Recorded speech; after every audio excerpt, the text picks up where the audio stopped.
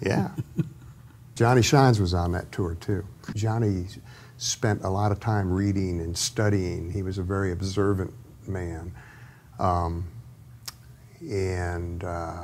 You know, his experiences with Robert Johnson are well documented. I was very blessed to meet Robert's mother before she died, and he brought her from Arkansas up to Cleveland, and she stayed upstairs at his house, and she was a lovely, lovely lady, and I spent a lot of time in the twilight sitting and talking with her. So I've had a lot of blessings come my way. Yeah, it sounds like it. And that's helped you having lessons that a lot of these kids who just learn stuff off of records don't have.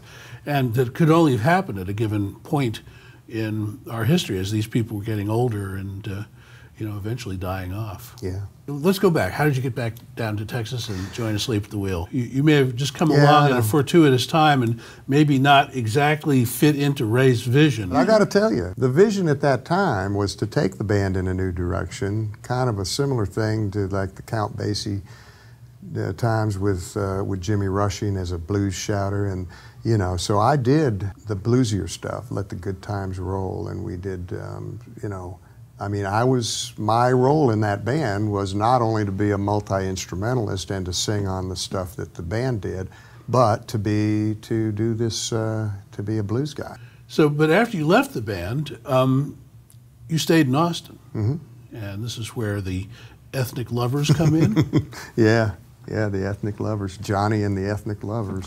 Tell me about them. That was such a great lineup that you had. This is a pretty amazing lineup. Jack Barber from Doug Somm's band, Frank Rodarte, the great tenor player from the West Side, San Antonio.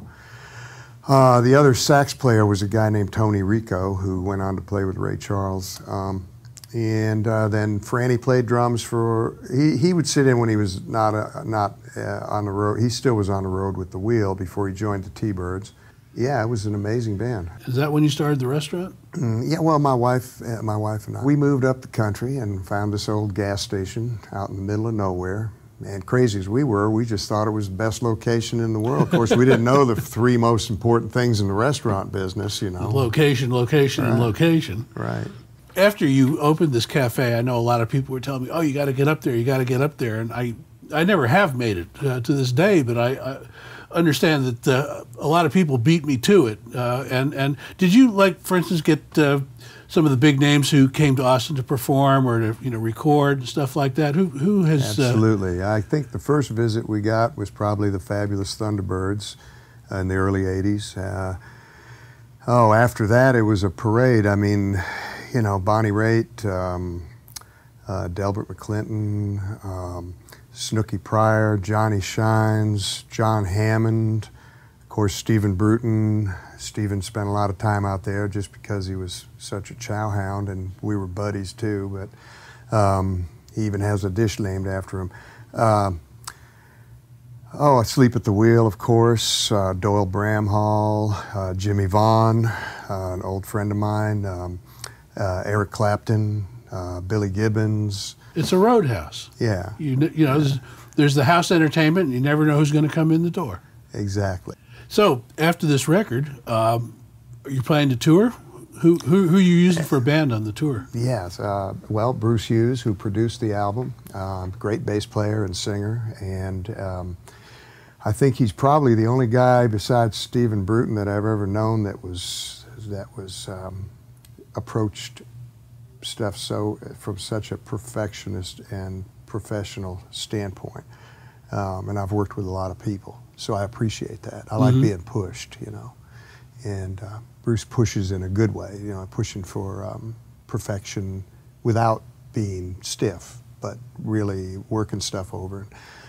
Cindy Cash Dollar, who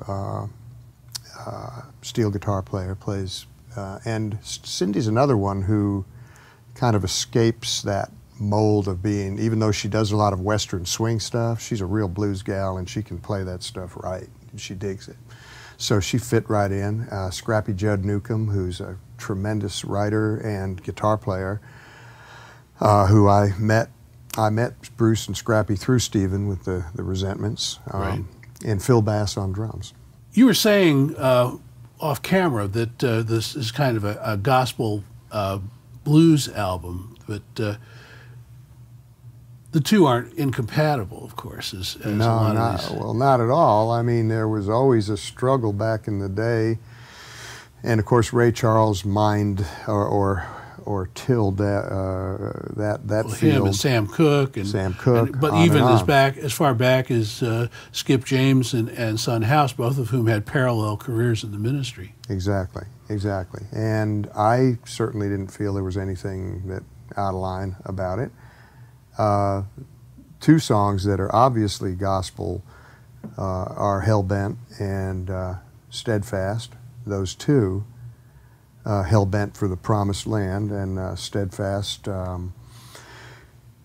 But there's a lot of gospel in a lot of the other songs in terms of even Graveyard Blues, That's the Price. They rely, the message in those songs has to do with the struggle between good and evil and how you make choices in life and things that you do. So there very clearly is a gospel thing in those songs. Now, so you've got gospel songs and love songs, and that's kind of the only exception we already talked about, which was Hard Time Living, which is a topical song. I guess you still call them topical songs. I don't know. If it's got a topic. Well, and then there's another, almost like I Don't Say I Never Told You So is almost like a fable or it has that kind of. So you're combining a lot of strands of American music Yes. Into a distinctive personal whole here. Yeah, which is exactly what you want out of a solo album. Anybody can recite the oldies, right? But it's interesting to see that you can put this together sort of as a future blues And gospel love song album. Kind of fits, doesn't it? Yeah.